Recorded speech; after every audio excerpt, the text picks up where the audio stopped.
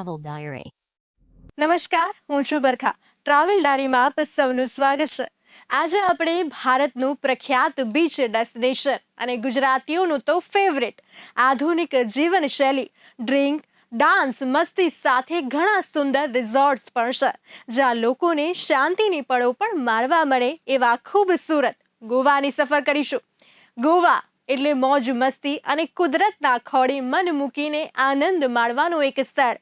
ગોવા જવા માટે કોઈ બહાનું શોધવાની જરૂર નથી. એકલા ગયા હો કે ગ્રુપમાં, ગોવામાં મોજ મસ્તીના ઘણા ઓપ્શન્સ રહેલા છે. ગોવાનું નામ આવતાની સાથે જ એક ખૂબ જ ખૂબસૂરત એવા બીજથી ઘેરાયેલા રાજ્યની યાદ દિલો દિમાગ પર તાજી થઈ જાય છે, જે લાખોની સંખ્યામાં પ્રવાસીઓને પોતાની તરફ આકર્ષિત કરે છે. ગોવા ગુજરાતી લોકોની સાથે સાથે દેશના લોકોના સૌથી ફેવરિટ ડેસ્ટિનેશન પૈકી એક છે. કેટલાક લોકો ફરવા માટે, કેટલાક લોકો જુદી જુદી પાર્ટીઓ માટે, તો કેટલાક લોકો ઉજવણી કરવા માટે ગોવા પહોંચે છે. ગોવા દેશના લોકપ્રિય વેડિંગ ડેસ્ટિનેશન પૈકી એક તરીકે છે. ગોવા એ ભારતનું વિસ્તારની દ્રષ્ટિએ સૌથી નાનું રાજ્ય છે, જ્યારે વસ્તીની દ્રષ્ટિએ ચતુર્થ ક્રમાંકનું રાજ્ય છે. ભારતના પશ્ચિમ દરિયા કિનારે સ્થિત આ રાજ્ય કોંકણ વિસ્તાર તરીકે પણ લોકોમાં લોકપ્રિય છે. ઉત્તરમાં તે મહારાષ્ટ્ર રાજ્યની અને પૂર્વ અને દક્ષિણમાં કર્ણાટક રાજ્યની સીમમાં આવેલું રાજ્ય છે. અરબી સમુદ્ર તેના પશ્ચિમ દરિયા કિનારાનું સર્જન કરે છે. પણજી ગોવા રાજ્યની રાજધાની છે, જ્યારે વાસ્કો દ ગામા ગોવાનું સૌથી મોટું શહેર છે. માર્ગાવનું ઐતિહાસિક શહેર હજુ પણ પોર્ટુગીઝના સાંસ્કૃતિક પ્રભાવનું પ્રદર્શન કરે છે. પોર્ટુગલના લોકો એક વેપારી તરીકે 16મી સદીના પ્રારંભમાં આ શહેરમાં પ્રવેશ્યા હતા અને ત્યારબાદ તરત જ તેને જીતી લીધું હતું અને અહીં પ્રભુત્વ જમાવ્યું હતું. પોર્ટુગીઝના દ્વિદેશી પ્રદેશનું અસ્તિત્વ આશરે 450 વર્ષ સુધી રહ્યું હતું. 19મી ડિસેમ્બર 1961માં તેને ભારત સાથે જોડવામાં આવ્યું. ત્યાં સુધી પોર્ટુગીઝ અસ્તિત્વમાં રહ્યું હતું. પોતાના દરિયા કિનારા, ઉપાસનાના સ્થળ અને વૈશ્વિક સંસ્કૃતિ સ્થાપત્ય તરીકે જાણીતા ગોવાની મુલાકાતે દર વર્ષે મોટી સંખ્યામાં આંતરરાષ્ટ્રીય અને સ્થાનિક પ્રવાસીઓ અહીં આવે છે. પશ્ચિમ ઘાટ પર આવેલા તેના સ્થળને કારણે તે સુંદર વનસ્પતિ અને પ્રાણી સૃષ્ટિ ધરાવે છે, જેને બાયોડાયવર્સિટી હોટસ્પોટ તરીકે વર્ગીકૃત કરવામાં આવ્યું છે. ગોવા તેની કુદરતી સુંદરતાને કારણે સમગ્ર દુનિયામાં પ્રખ્યાત છે. ગોવામાં ચારે બાજુ બીચ છે. આ લોકોની પસંદગીની જગ્યા પૈકી એક તરીકે છે. અહીં પ્રવાસીઓ સતત આવતા જ રહે છે. અહીં વસ્તી વધારે પ્રમાણમાં નથી. ગોવાનું સૌથી પ્રખ્યાત શહેર આપને જણાવી દઉં, વાસ્કો દ ગામા છે. મોટા ભાગના જે ખ્રિસ્તીઓ જે છે તે વાસ્કો દ ગામામાં રહે છે. તેથી જ અહીં નાતાલની ઉજવણી ખૂબ જ રંગે ચંગે થાય છે. ગોવાનું નામ પણ પોર્ટુગીઝ લોકોએ જ રાખ્યું હતું. પોર્ટુગીઝોએ લગભગ 450 વર્ષ સુધી ગોવામાં શાસન કર્યું અને ઉચ્ચ જાતિઓએ ગોવાને લૂંટી લીધું હતું. જ્યારે આપણો દેશ આઝાદ થયો ત્યારે પોર્ટુગીઝોએ 1961માં ગોવા છોડી દીધું હતું અને ગોવાને ભારતીય વહીવટી તંત્રને સોંપી દીધું હતું. જ્યાં સુધી ગોવાની વાત છે તો 1000 વર્ષ પહેલા કોંકણ કાશી તરીકે ઓળખાતું હતું. જો ગોવાના ધર્મ ગ્રંથોની વાત કરીએ તો અહીં હિન્દુ ધર્મ ગ્રંથોને સૌથી વધુ મહત્વ આપવામાં આવે છે. એવું માનવામાં આવે છે કે ભગવાન પરશુરામે ગોવા પર તીર વરસાવ્યા હતા, જેને કારણે ગોવા થોડું પાછળ સરકી ગયું હતું. તેથી જ ગોવાને બાણસ્થલી પણ કહેવામાં આવે છે. એવું માનવામાં આવે છે કે ગોવાની સ્થાપના 30 મે 1987ના રોજ થઈ હતી. તેની રાજધાની પણજી છે. કોંકણી અહીં સૌથી વધુ બોલાતી ભાષા છે. મિત્રો, તો મહાભારતમાં પણ ગોવાનો ઉલ્લેખ છે. આ રાજ્યને ગોપ રાષ્ટ્ર એટલે કે ગાય ચરતો દેશ માનવામાં આવે છે. ગોવાના ઇતિહાસમાં ડૂબકી મારવા જેવી છે. ગોવા હંમેશા શક્તિશાળી રાજવંશો, વેપારીઓ, નાવિકો, સાધુઓ અને મિશનરીઓને આકર્ષે છે. વિવિધ વસાહતો, યુદ્ધો, પરાજયની વાર્તાઓ સાથે બંધાયેલ ગોવાનો ઇતિહાસ એક પછી એક ઘટનાઓથી ભરપૂર છે. એક સમય ભારતના મુખ્ય વેપાર કેન્દ્રો સારસ્વત બ્રાહ્મણો રાજ્યના પ્રથમ રહેવાસી તરીકે જાણીતા છે. એમ કહેવામાં આવે છે કે 3જી સદી BC-માં મૌર્યએ ગોવા પર આક્રમણ કર્યું હતું. ત્યારબાદ તેને તેમના સામ્રાજ્યનો એક ભાગ બનાવ્યો હતો. 11મી સદીમાં ગોવામાં હિન્દુ રાજવંશો કોલ્હાપુરના સાતવાહન, બદામીના ચાલુક્યો, સિલહારો અને કદંબોનું પ્રભુત્વ હતું. 1961માં ભારતીય સૈન્ય ગોવામાં પ્રવેશ્યા બાદ પોર્ટુગીઝોએ ભારતીય રાજ્ય પર નિયંત્રણ ગુમાવ્યું હતું. 1987માં સ્વર્ગસ્થ વડાપ્રધાન રાજીવ ગાંધી દ્વારા ગોવાને સત્તાવાર રીતે ભારતીય પ્રજાસત્તાક રાજ્ય તરીકે જાહેર કરવામાં આવ્યું હતું. ગોવાના ભૂગોળની વાત કરવામાં આવે તો ગોવા 3702 કિલોમીટર અથવા તો 1430 ચોરસ માઇલનો વિસ્તાર ધરાવે છે. ગોવાની મુખ્ય નદીઓમાં માંડોવી, જુઆરી, તેરેખોલ, ચાપોરા અને સાલનો સમાવેશ થાય છે. ગોવાની મોટા ભાગની જમીન ખડકના ધોવાણને કારણે જામેલી માટીની છે, જે વિપુલ પ્રમાણમાં ફેરિક એલ્યુમિનિયમ ઓક્સાઇડ ધરાવે છે અને લાલ રંગની છે. ગોવાનો મોટા ભાગનો વિસ્તાર દરિયાઈ પ્રદેશ છે, જે કોંકણ તરીકે ઓળખાય છે અને પશ્ચિમી ઘાટ પર્વતીય માળા સુધી સીધા ચઢાણવાળો ઉચ્ચ પ્રદેશ ધરાવે છે, જે તેને ડેક્કન પર્વતમાળાથી અલગ પાડે છે. સૌથી ઊંચો પોઈન્ટ સોંસોગોર છે, જે દરિયાની સપાટીથી 1161 મીટરની ઊંચાઈ પર છે. ગોવા 101 કિલોમીટરનો લાંબો દરિયાઈ પટ્ટો ધરાવે છે. નદી જુઆરીના મુખ પર આવેલા મોર્મુગાંવ બંદર દક્ષિણ એશિયામાં આવેલા અનેક શ્રેષ્ઠ કુદરતી બંદરોમાંનું એક છે. કુલ ભૌગોલિક વિસ્તારમાંથી 69% પોતાના વહેણ ધરાવતી જુઆરી અને માંડોવી ગોવાની જીવનરેખા છે. ગોવા 40 કરતા વધુ નદી મુખો, 8 સમુદ્રી અને આશરે 90 જેટલા નદી ધરાવતા ટાપુઓ ધરાવે છે. ગોવા કોડંબા રાજવંશના શાસન દરમિયાનમાં બંધાયેલી 300 કરતા વધુ પ્રાચીન ટાંકીઓ અને 100 થી વધુ ઔષધ કેન્દ્રો ધરાવે છે. ગોવામાં અંતરિયાળ અને નદી કિનારાની જમીન મોટે ભાગે કાંપવાળી અને ચીકણી છે. આ જમીનમાં ભરપૂર ખનિજો અને ખાતર છે, તેથી છોડો વાવવા માટે ઉપયોગી છે. કેટલાક જૂનામાં જૂના ખડકોમાંથી અમુક ગોવામાં મોલેમ અને અનમોડની વચ્ચે ગોવાની કર્ણાટક સાથેની સરહદ પર આવેલા છે. ખડકોને ટ્રોઝોમેઇટિક નેસ તરીકે વર્ગીકૃત કરવામાં આવ્યા છે, જે 3600 મિલિયન વર્ષો જૂના હોવાનું મનાય છે. ગોવા ઉષ્ણકટિબંધ વિસ્તાર હોવાથી અને અરબી સમુદ્રની નજીક હોવાથી વર્ષના મોટા ભાગે ગરમ અને ભેજવાળી આબોહવા ધરાવે છે. મે મહિનો સૌથી ગરમ હોય છે, જેમાં દિવસનું તાપમાન 35 ડિગ્રીથી વધુ હોવાની સાથે ભેજનું ઊંચું પ્રમાણ હોય છે. ચોમાસાનો વરસાદ જૂનના પ્રારંભમાં આવે છે અને ગરમીથી છુટકારો મેળવવા માટે અત્યંત જરૂરી રાહત પૂરી પાડે છે. ગોવાનો મોટા ભાગનો વરસાદ ચોમાસા મારફતે જ મેળવવામાં આવે છે, જે સપ્ટેમ્બરના અંત સુધી ચાલુ રહે છે. ગોવામાં ડિસેમ્બરના મધ્ય ભાગથી ફેબ્રુઆરી વચ્ચે ટૂંકો શિયાળો હોય છે.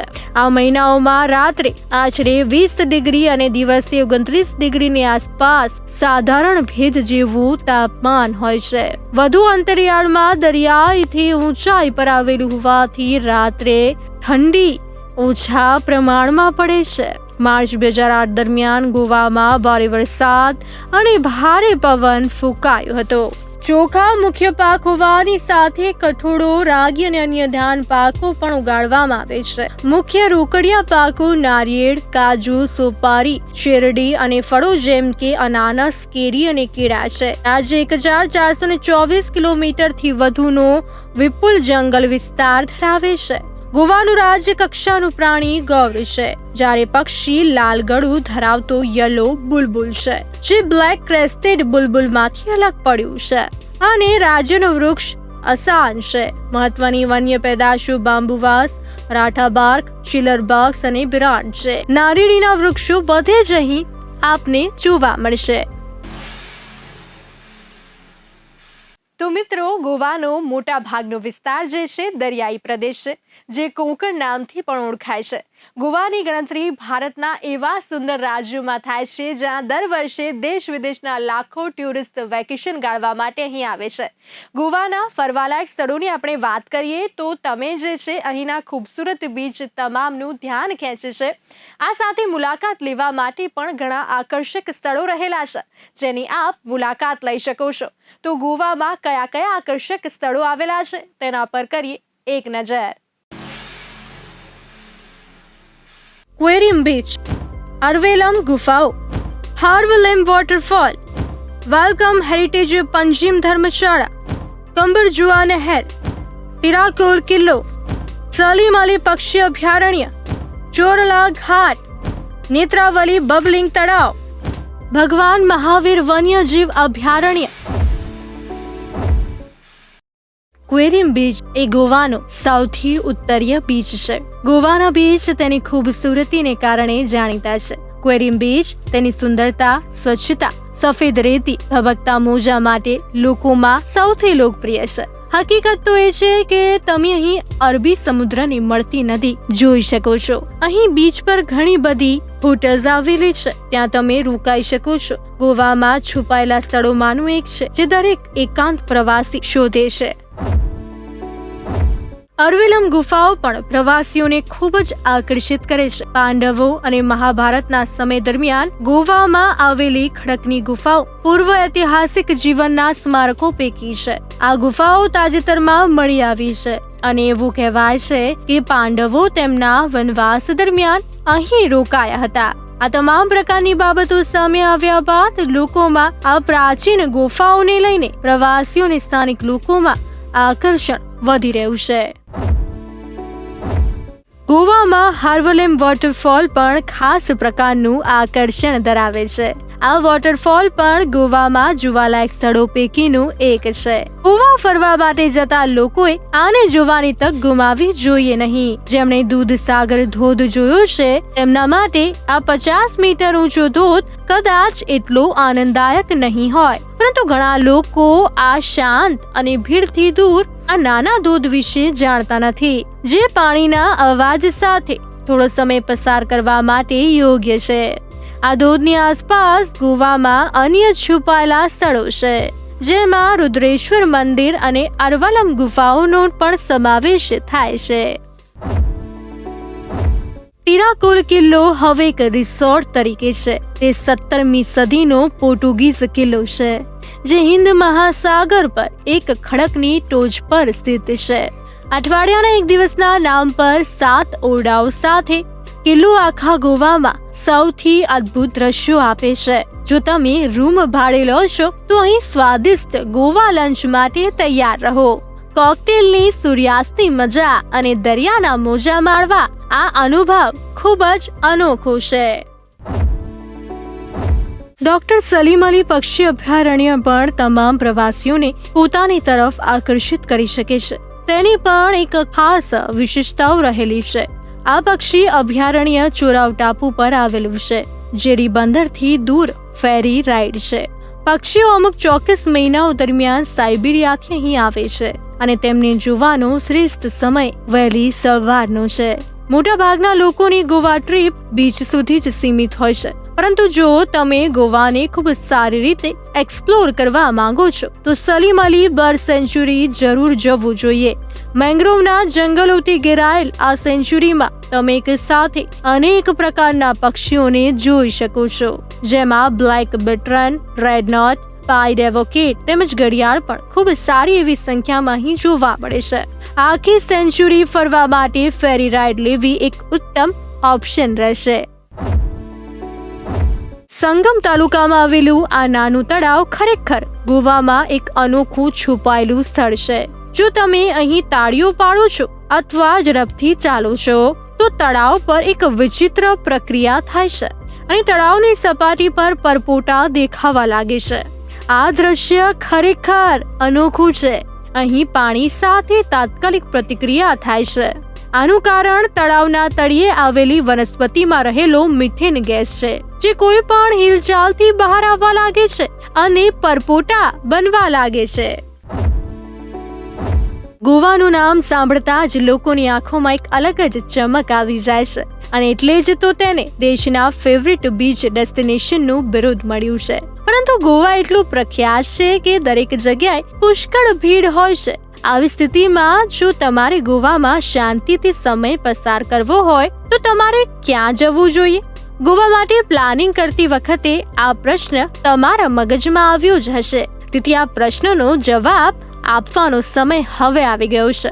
આ ગોવાની કેટલીક એવી જગ્યાઓ છે જે દર વર્ષે ગોવાની મુલાકાત લેનારા પ્રવાસીઓને પણ ખબર નથી. મોલેમ નેશનલ પાર્ક અને ભગવાન મહાવીર વન્યજીવ અભયારણ્ય એ ગોવામાં વનસ્પતિ અને પ્રાણી સૃષ્ટિનું કેન્દ્ર છે. તેમ છતાં ગોવાના છુપાયેલા ખજાનામાંથી એક છે.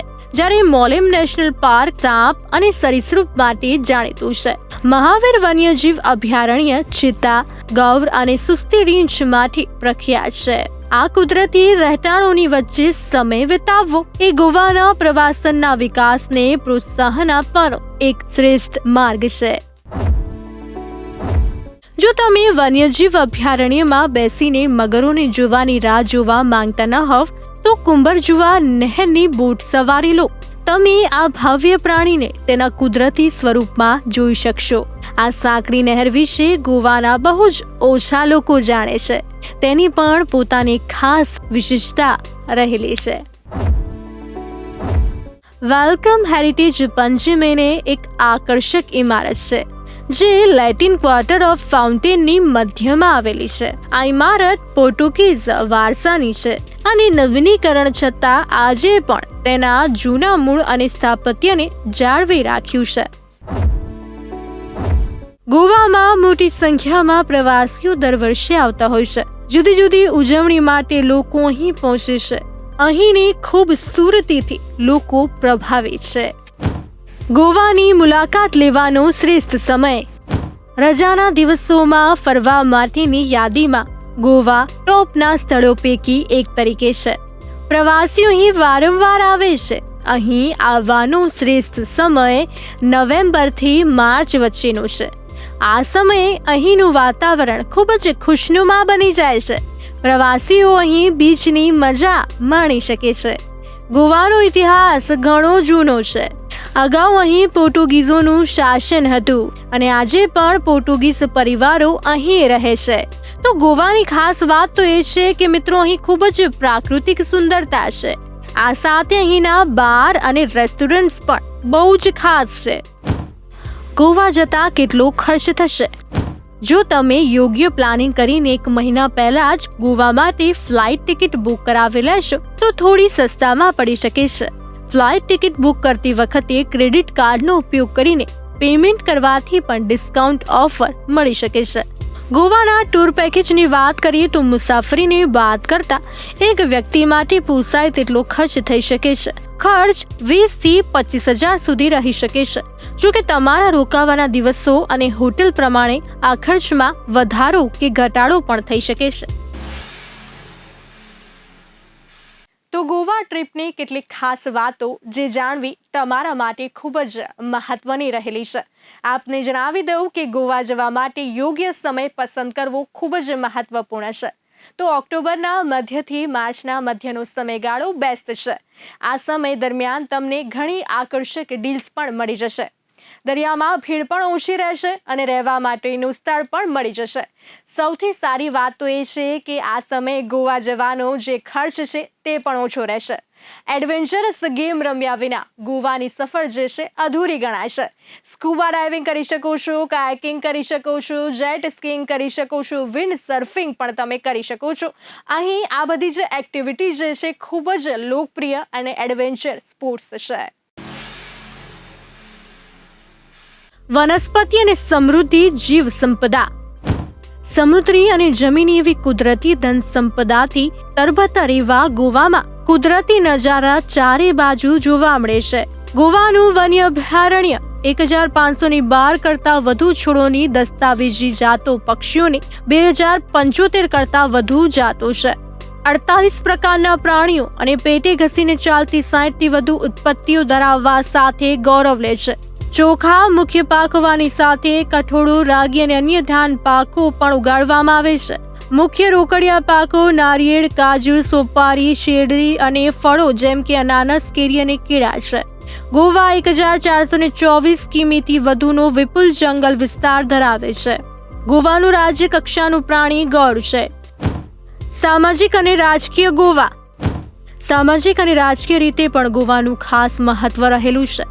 આજે પ્રાકૃતિક સૌંદર્યને કારણે દેશ અને દુનિયામાં પ્રખ્યાત પર્યટન સ્થળ ગોવા આઝાદીના 14 વર્ષ સુધી ગુલામ રહ્યું હતું. ભારતનું આ રાજ્ય પોર્ટુગલના નિયંત્રણ હેઠળ હતું. ભારત 1947માં અંગ્રેજોથી આઝાદ થયું હતું, પરંતુ ગોવાને ખુલ્લી હવામાં શ્વાસ લેતા 14 વર્ષ લાગ્યા હતા. ભારતમાં દર વર્ષે 19 ડિસેમ્બરે ગોવા, દમણ અને દીવનો મુક્તિ દિવસ ઉજવવામાં આવે છે. ગોવા મુક્તિ દિવસ એ ભારતીય સશસ્ત્ર દળોની યાદમાં ઉજવવામાં આવે છે, જેણે ગોવાને પોર્ટુગીઝ શાસનમાંથી મુક્ત કરાવ્યું હતું. તેમજ આ દિવસે ભારત યુરોપીય શાસનથી સંપૂર્ણ મુક્ત થયું હતું. કોંકણી ગોવામાં મહારાષ્ટ્રના દક્ષિણ ભાગમાં, કર્ણાટકના ઉત્તર ભાગમાં, કેરળના કેટલાક વિસ્તારોમાં બોલાય છે. ગોવાની બબલિંગ લેક. ગોવામાં જઈને જો કંઈક અલગ અને હટકે અનુભવ કરવો હોય તો નેત્રાવલી બબલિંગ લેક પરફેક્ટ ઓપ્શન છે. સાઉથ ગોવામાં આવેલું આ બબલિંગ લેક તેના નામ પ્રમાણે જ તળાવમાં ઉડતા બબલ્સને કારણે પ્રસિદ્ધ છે. કુદરતી ગેસને કારણે સતત આ તળાવમાં બબલ્સ આવતા હોય છે. શાંત વાતાવરણમાં તળાવમાં ઉભરાતા બબલ્સ જોવાનો અનુભવ એકદમ અલગ છે. તે ઉપરાંત ઠંડા અને ચોખ્ખા પાણીમાં પગ ડુબાડીને ફ્રી ફિશ સ્પાનો આનંદ પણ પર્યટકો ઉઠાવે છે. બબનબુડો વોટરફોલ ગોવા.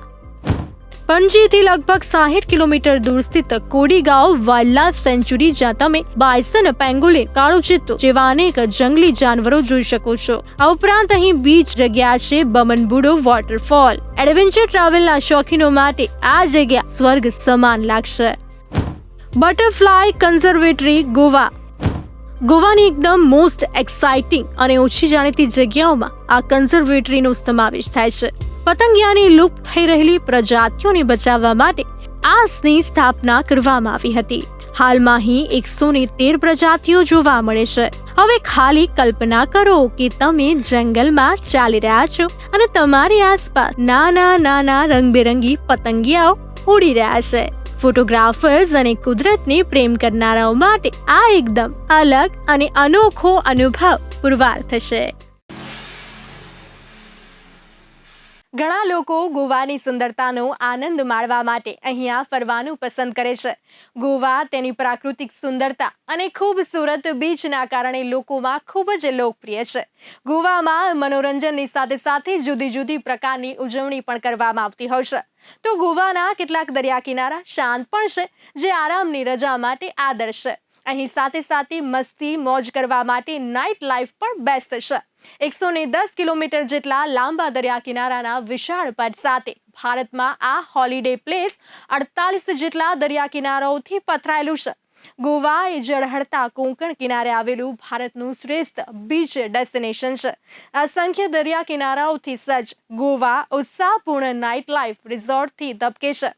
ઉત્તર ગોવા અને દક્ષિણ ગોવા એમ બે ભાગોમાં વિભાજિત છે. તો આ બંને સ્થાનો અસંખ્ય દરિયા કિનારાઓથી ભરપૂર છે, જે ક્યારેય ન સમાપ્ત થતી પાર્ટીનો આનંદ માણવા માટે યોગ્ય વિકલ્પો પ્રદાન કરે છે. બીચ, કુદરતી નજારો, નાઇટ લાઈફ તથા ક્લબ્સમાં મોજ મસ્તી. આ ઉપરાંત ગોવામાં ઐતિહાસિક ધરોહરના પણ દર્શન કરવા મળે છે. તેની સુંદરતા જોવા માટે આ સ્થળ ખૂબ જ ખાસ છે. ગોવા જઈને તમે સનબાથની પણ મજા માણી શકો છો. જો તમે હજી સુધી ગોવા ગયા નથી તો તમારે અહીં અવશ્ય મુલાકાત લેવી જોઈએ. તમને અહીં વારંવાર આવવાનું ગમશે. તો રાહ કોની જુઓ છો? વેકેશનની મજા માણવા જલ્દીથી ગોવાની મુલાકાત લો અને આપની સફરને આનંદિત બનાવો. આવા જ બીજા અનેક સ્થળોની સફર કરીશું. ત્યાં સુધી જોતા રહો બે ઇન્ડિયા, પરોસો ગુજરાતનો.